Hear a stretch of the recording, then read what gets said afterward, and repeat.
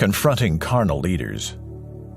Spiritual leaders are to courageously confront sinful behavior when fellow leaders are causing God's people to stumble. Here's Gene. At some point in time, Nehemiah actually returned to Susa, where you remember he was serving as cupbearer to King Artaxerxes, and he was gone for 2 years. And after those 2 years, he actually returned to Jerusalem. And wow, he saw a very disappointing, discouraging situation, because things had changed dramatically in the way people were responding to the will of God. Many of the children of Israel had violated the very vows that they actually had made in writing and put in writing. They were no longer bringing their tithes and their offerings into the storehouse. And Nehemiah describes how all of this happened, picking up, first of all, with the tithing violations. In Nehemiah chapter 13, the latter part of verse 7, "Then I discovered the evil that Eliashib had done on behalf of Tobiah by providing him a room in the courts of God's house." And Eliashib was actually the high priest. And he was related to Tobiah. We're not quite sure. Tobiah was a Samaritan, but there was an interrelationship, because the Samaritans obviously were half-breeds in the sense that they were Jewish and also they were pagan. They were really not Jewish, and so there was a mixture. So there was a relationship there between the high priest and this man Tobiah, who was a very evil guy who really tried to discourage Nehemiah and the whole building process. But notice, I was greatly displeased. I mean, that's sort of a euphemism. I was greatly displeased, and I threw all of Tobiah's household possessions out of the room. I mean, he's mad. I ordered that the rooms be purified, literally in Hebrew, fumigated. That's funny, kind of, isn't it? I mean, he wanted to get rid of the stench, as it were, from this evil guy who had taken over and was living in the room where they were to bring their produce and their tithes. I ordered the rooms be purified, and I had the articles of the house of God restored there. They had actually removed part of the articles of God that were associated with the temple, along with the great offering and the frankincense. I had all of that restored. They threw it out of the room. He replaced what the children of Israel were supposed to be bringing to support the priests. Now, basically, what was happening is that no longer were they tithing, no longer were the priests and the Levites being taken care of. The Levites actually had to go back and earn a living working in the fields in order to put bread on their table. The whole thing had deteriorated in 2 years, which shows, by the way, how quickly people can depart from the will of God. It's rather shocking. And when Nehemiah found out about it, he was really, really bent out of shape. But it wasn't just the tithe violations. There were the Sabbath violations, because they had learned from Ezra that they were to keep the Sabbath according to the law of God that was given to Moses. We read verse 15 of chapter 13. "At that time I saw people in Judah treading wine presses on the Sabbath, which was a violation of the will of God in the Old Testament. They were also bringing in stores of grain and loading them on donkeys, along with wine and grapes and figs. And all kinds of goods were being brought to Jerusalem on the Sabbath day.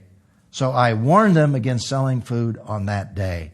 In other words, he was very disturbed, just like Jesus was disturbed when Jesus came into the temple and they were violating the temple. There were money changers. They were taking advantage of people in relationship. And remember, Jesus overturned the tables and drove them out. It's almost a repeat of what Nehemiah had to do when he got back there to Jerusalem after having been away for 2 years. But not only tithe violations, Sabbath violations, but also marriage violations. And we read, "In those days I also saw Jews who had married women from Ashdod, Ammon, and Moab. And this was the downfall of Israel. The downfall of Israel was marrying pagans. You see that throughout the whole Old Testament story, where they literally violated the will of God in this respect. And that always brought idolatry into Israel, because the women outside of Israel, in the most part, were pagan and worshiping idols. And there was immorality, and all this came into Israel. Well, they're back doing it again. Half of their children spoke the language of Ashdod or of one of the other peoples, but could not speak Hebrew. And by the way, once they moved away from understanding Hebrew, then they had a difficult time really understanding the law of God, which was actually given in Hebrew. So Nehemiah faced a situation here that was very, very disturbing. He was furious. He got actually physical with some of these guys. And here are some of his final words in dealing with these sins in chapter 13, verse 30 and following. So I purified them from everything foreign and assigned specific duties to each of the priests and Levites. See, no longer were the priests and Levites able to function because of the violation of the tithe laws that God had given. I also arranged for the donation of wood at the appointed times and for the first fruits to be brought into the storehouse to be distributed. This is interesting. And I want to pull together three prayers in relationship to each of these situations when he was dealing with it. Nehemiah really took this personally. He said, "Remember me." 3 times he said to God while he was dealing with this issue, or with these issues, I should say, "Remember me for this, my God, and don't erase the good deeds I have done for the house of my God and for its services." In other words, he was simply saying, taking it so personally, that he was saying he was feeling a sense of responsibility that he himself was going to be disciplined by God in view of the fact that all the people that he had led to do the right things were now doing the bad things. You can imagine how he felt. And you see that same feeling in the next prayer. "Remember me for this also, my God, and look on me with compassion in keeping with your abundant faithful love." In other words, don't discipline me because of these people. And by the way, many times in Israel, those who were really following the law of God were disciplined along with the whole nation. For example, Daniel went into captivity, and he was a man of prayer, a man who really kept the law of God. We see this in Daniel. We see this in others, Joseph. We see this in people that really honored the Lord. We see it even in Nehemiah, because he was in captivity because of the sins of the people. And when he confessed their sins there in chapter 1, he included himself. And even though he was obeying God, he was disciplined with the whole nation because God dealt with them in that situation as a whole nation. So he's well aware of that. And he doesn't want to be a part of that. And he's, in essence, saying, "God, I did the best I could. And now I'm trying to straighten out this mess." And you can imagine the pain that he was going through, the difficulty of having to deal with these issues.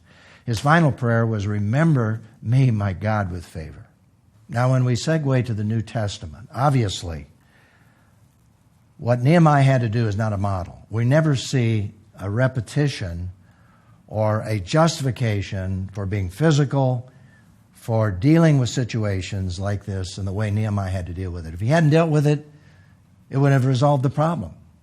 And so, in a sense, he was God's representative in dealing with this issue. Now, when we move in the New Testament, however, there were situations where, for example, Titus, who was in Crete, establishing the church, had to deal with rebellious people who professed to be believers. Notice Titus 1, verse 10, "For there are also many rebellious people full of empty talk and deception, especially those from Judaism. It is necessary to silence them. They overthrow whole households by teaching what they shouldn't in order to get money dishonestly." In other words, these are people who profess to know Christ, have infiltrated the church. These households are leading whole households astray. And so Paul said at the end of this letter, in verses 10 and 11, chapter 3, he said, "Reject a divisive person after a first and second warning." In other words, warn them, but if they will not respond, you have to deal with that person, because that person, as we see here, knowing that such a person is perverted and sins, being self-condemned. So there were situations in the New Testament church where they had to deal with people who were destroying the church, but professing to be believers. But generally speaking, we are to approach people with love, but we're to speak the truth in love. And here we have in Galatians 6 directions that God gave to the spiritual leaders there in the Galatian churches. And there were people who were leading them astray by teaching they had to do good works in order to be saved. And so notice how Paul approached that when he wrote the book to the Galatians. Brothers, if someone is caught in any wrongdoing, you who are spiritual should restore such a person with a gentle spirit, reflecting of obviously the fruit of the Holy Spirit, watching out for yourselves so you also won't be tempted. Carry one another's burdens. In this way, you will fulfill the law of Jesus Christ. Now, the fact is, there are times when we have to say, stop. You cannot proceed to destroy the church of Jesus Christ. But the approach always should be in love, speaking the truth in love. So that leads us to a question for reflection and response, and that is, in carrying out leadership responsibilities, how does living under grace in the New Testament differ from living under law in the Old Testament? Well, first of all, the law was very, very demanding and very direct in dealing with these issues. In fact, just read through the Old Testament and dealing with some of the horrendous things that happened and how they had to deal with it. In the New Testament, you see grace. You see the fulfillment of God's grace. We have the whole revelation of God. But there are still times that we have to deal with situations directly. And I remember a man in our church who attended our church for a long time. I reached out to him, and he was continually causing trouble. And then one day, he began to pick on two of our elders who are very godly men. And I remember meeting with this man and these two elders. And I said to him, I'm going to tell you something. I've worked with these two elders for years. And I don't know of one person in the church that doesn't trust them and respect them. But I looked him right in the eye and said, I cannot think of one person in the church who trusts you. And he said, I guess I'm no longer welcome here. And I said, that's right. And he left. And he should have left because of his attitude and his spirit. Now, that's a very unusual situation. I'm not that kind of person in dealing. But once he started attacking these two men that I knew were godly, he stepped over the line. And I was angry, hopefully righteously so. I didn't do what Nehemiah did. I didn't pluck out his beard. But the fact is, I told him that it was over. Because we had reached out, but every time he took advantage of that situation. But that's unusual. Very unusual in relationship to how people respond to confrontation.